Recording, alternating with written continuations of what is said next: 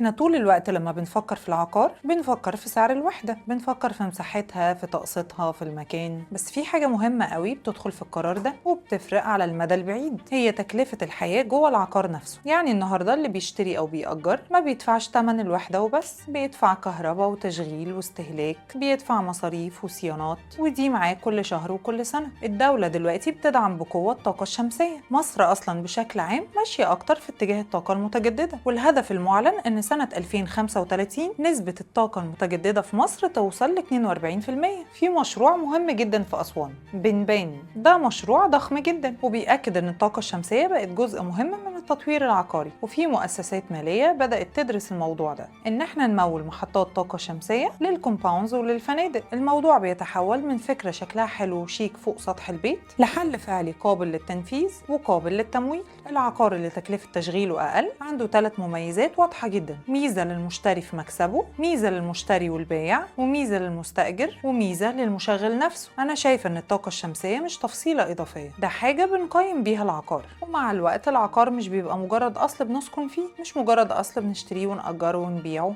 هو بيتحول لمعادلة استثمارية. وطبعا تكلفة التشغيل بتبقى جزء كبير قوي من المعادلة دي.